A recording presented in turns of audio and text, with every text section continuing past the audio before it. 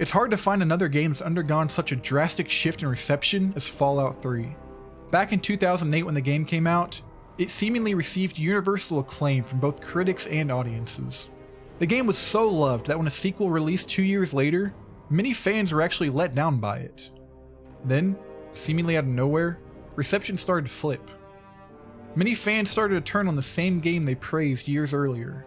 New Vegas started to become the preferred 3D Fallout of the masses, while 3 kind of turned into a laughingstock. Fallout 3 is my introduction to the Fallout series. It's not a perfect game by any means, but I feel like the game gets a lot of unfair knocks against it online. I'm going full simp mode today, and maybe get some of you to look at Fallout 3 with a new appreciation. I think Fallout 3's strongest aspect was also the biggest challenge Bethesda faced during development. The Interplay Fallout titles had such a strong visual identity and aesthetic. You could show any random screenshot to someone, and they'll instantly peg it as Fallout. Bethesda had to do the near impossible of somehow translating this to 3D, and I think they kinda nailed it. If you only ever played the OG Fallout titles and saw this, yeah, that's Fallout. The green filter was certainly a choice, but that's more a product of its time than anything. Everything from weapons, armor, consumables, even the way buildings look, is a perfect translation from 2D to 3D. Visual design is one thing, but if you don't have good atmosphere to back it up, you fucked up. Luckily, Fallout 3 has absolutely killer atmosphere. The game, for the most part, is a perfect blend of dark and absurd. When most people look back at Fallout 3, they remember the over-the-top moments, like nuking Megaton. The thing is though, a lot of Fallout 3's darker moments are usually hidden away for the player to find. One of my favorite locations in the game that fits this perfectly is McLennan Townhouse. From the outside, this is a completely unnoteworthy location. It's not marked on your map, no quest will ever bring you here, but if you take a closer look, you'll see just how unsettling the area is. The house has a Mr. Handy, pretty common for pre-war families to have. If you use the terminal to activate it, you can run various commands for him to do. These include working in the kitchen, walking the dog, and even reading to the children. The only drawback, the world was annihilated 200 years ago. Despite this, the Mr. Handy still goes on with his household duties. This whole area is a reference to the Ray Bradbury short story, There Will Come Soft Rains. The location is such a well done, creepy experience, and the dark subject matter is handled pretty maturely. There are little areas like this all over the game, and they don't get talked about enough. The setting of a Fallout game is one of the most important aspects. Not only do you ideally need multiple recognizable landmarks within a short distance from each other, but there also needs to be some thematic reason you're here. All this is to say, I fucking love DC. The map of Fallout 3 is great, and it doesn't get the love it should. If you want landmarks, we have landmarks. The Washington Monument, the Lincoln Memorial, the White House, kinda. It's there, trust me. The city itself is one huge battlefield. You can tell they got hit especially hard all those years ago. I know the metro tunnels get a lot of flack, but as a resident metro enjoyer, these are pretty tight. There's also a pretty surprising amount of detail put into the metro system, and you can pretty freely navigate them once you learn your way around. If you're inching your way through mutant-filled metro tunnels, rationing ammo and medical supplies as much as you can, while trying to make your way to some rubbled building that once represented the most powerful empire in human history, and that doesn't feel like Fallout to you, I don't know what to tell you, man. Even looking past DC, the map is still pretty solid. Now the further you leave the city, the less frequent marked locations become. There can be pretty long stretches of nothing, but this is supposed to be a post-apocalyptic wasteland. Some of these barren locations seem like they were ripped straight out of the OG games. Also, when you're so used to seeing this, seeing something like this becomes way more intriguing.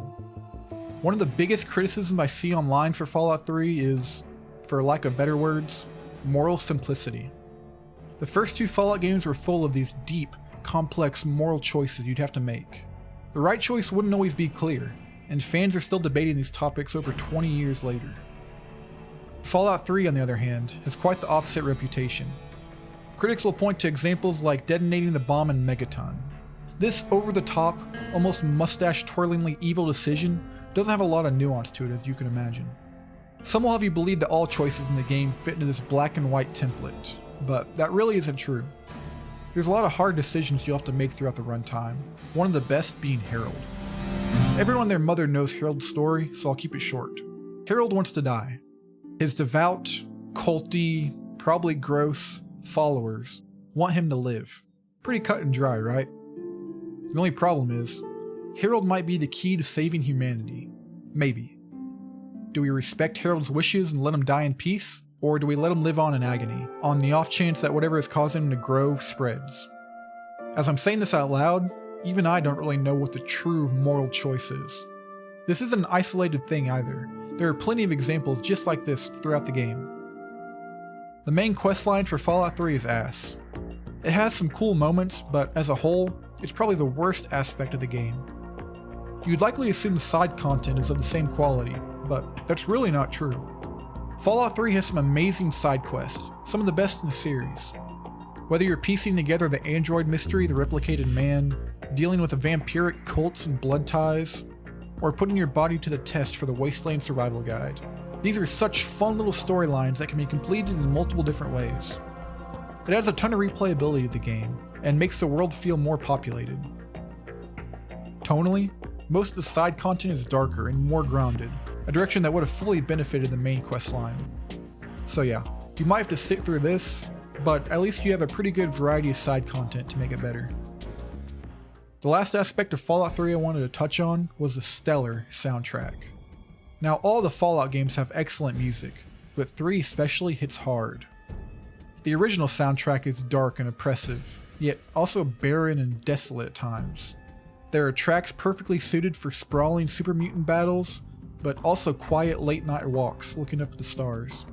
Not only does it have a great ambient soundtrack, but the licensed songs really helped shape Fallout's musical identity. It introduced a whole new generation to these classic songs from the 40s and 50s, so much so that their YouTube comments are forever cursed with, "Anyone else here from Fallout?" The radio in Fallout 3 always seemed to be special. Exploring the DC ruins as some staticky song from years gone by rings out, interrupted only by GNR's host 3Dog talking about the happenings of the Capital Wasteland, might actually be peak Fallout, and you know it, you're just too scared to say it. Is Fallout 3 a perfect game? No. If I haven't made it perfectly clear enough, the game has issues, but I also really dig it. Fallout 3 is super nostalgic for me and countless others. If it wasn't for this game, I'm not even sure if this channel would exist. I'm not trying to win any fans over or anything, I'm just trying to shed some positive light on one of the internet's favorite punching bags. If you are like me, you'll be happy to know that it's all but confirmed that Fallout 3 is getting a full-blown remake in the same vein as the Oblivion remake from earlier this year. And, well... Who's laughing now?